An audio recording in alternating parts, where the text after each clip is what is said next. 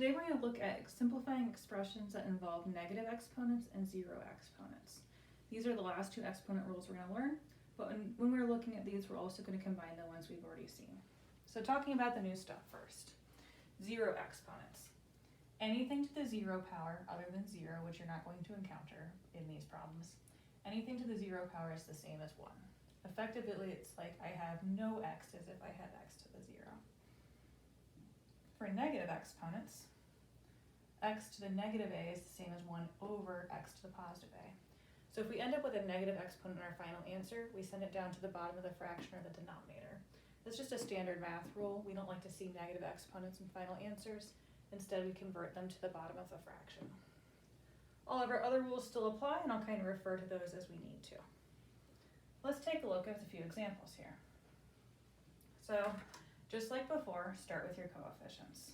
I'm multiplying here, so I need to multiply my coefficients together. 4 times a hidden 1 is just 4. Thinking for my exponent stuff, when I am multiplying two things with the same base, I add the exponents. So I'm going to do exactly that with my a's and my b's. For my a's, a to the 3 times a to the negative 4. I'm thinking a to the 3 plus negative 4, which is a to the negative 1. This is not my final answer. This is an in-between step, by the way. I'm going to do the same thing with my b's. B to the 3 times b to the 0 is the same as b to the 3 plus 0, which is b to the 3. This is almost okay to be a final answer. The only thing that I can't leave in my final answer is that negative exponents. Now I need to use that negative exponent rule. Negative exponents need to be sent down to the denominator. So my best final answer for this problem is going to be moving that a to the 1 or a down to the denominator, keeping everything else that's not a negative in the top of the fraction. So it's going to look like 4b to the 3rd over a, or if you'd rather write a to the 1 down here, that's fine. Again, in final answers, we do not want to see negative exponents. Let's try another one. Looking at our coefficient. Only coefficient I have in here is 2. If you want to think of a 1 here, you can. 1 times 2 is just 2. So my final answer coefficient is going to be 2. X's, I only have one x exponent, but we know that we cannot keep that negative 1 here. We need to instead move it to the bottom of the fraction. So negative 1 moves down to the denominator and becomes positive 1. So you can write x to the 1 here if you want to, or you can write just x, it doesn't matter. I like to leave the 1s out just so it's less things to write.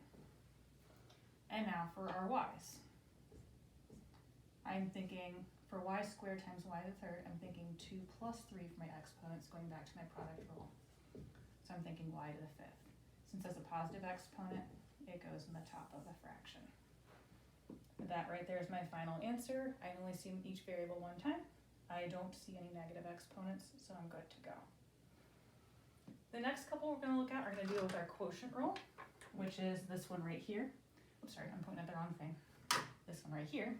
For our quotient rule, if we have exponents being divided, we subtract exponents, top minus bottom. That's exactly what we're going to do here.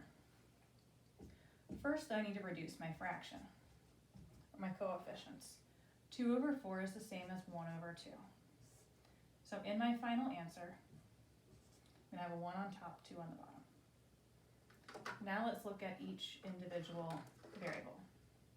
For my x's, I have a negative 4 on top and a 1 on the bottom.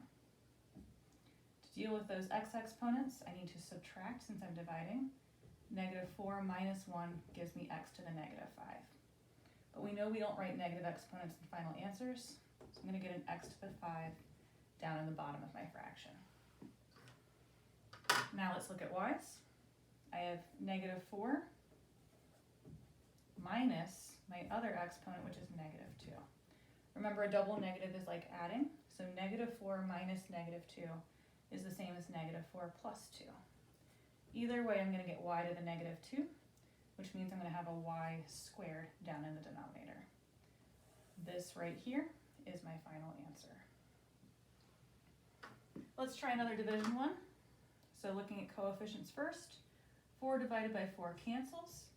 you can think of that as just being a 1. Now, let's look at each variable. The only m exponent I have in the whole thing is an m squared. Since it's a positive exponent, we don't need to move that around or anything. Nothing is going to change about that m squared. So it's going to stay what it is and where it is. It's going to stay an m squared down in the denominator. For my n's, again, subtracting exponents, -1 minus 0 is -1. But we know we aren't going to have n to the -1 in our final answer. We're going to have just n to the 1 or n down in the denominator. That right there finishes off this problem. The last couple are going to deal with our power of a power rule. Power of a power says if I have inside exponents and outside exponents, I multiply them together. Also, that exponent on the outside needs to go to everything on the inside. So I'm going to write some in-between steps for this one. I'm thinking 4 to the -2, x to the -2, and for my y, 4 times -2 is -8. Now, we're going to have to move some things down to the denominator. 4 to the -2 becomes 4 squared down in the denominator. X to the -2 becomes x squared down in the denominator. Y to the -8 becomes y to the 8 down in the denominator. I have nothing left in the top of my fraction, but it's not correct for us to only write the bottom of the fraction. If everything is canceled out of the top of the fraction, or if everything is moved down to the bottom of the fraction, it's like you have a 1 on top. We are not 100% done yet, and when you're doing these on your own, you can combine some steps here. Everything looks okay except for this. So I'm definitely going to have a 1 on top. I'm definitely going to have an x squared down in the bottom, a y to the 8 down in the bottom. But I need to take care of this. We don't usually leave number to a power in the answer. We usually take that power. So 4 squared is 16. So instead of writing 4 squared down in the denominator, I'm going to write 16 down in the denominator. This right here is my final answer. One last one, same idea. We need to give this -1 exponent to everything inside the parentheses. So we get 2 to the -1. M, when I multiply those, 4 times -1 is -4. For n, -1 times -1 is +1. Some things need kicked down to the denominator, some things get to stay up top. 2 to the 1 is a negative exponent, so it becomes 2 to the 1 in the bottom of the fraction. M to the -4 is a negative exponent, so it also needs to move down to the bottom of the fraction. When we move it down, it becomes positive. Now, n to the 1 is the same as just n. Since it has a positive exponent, it gets to stay in the top of the fraction.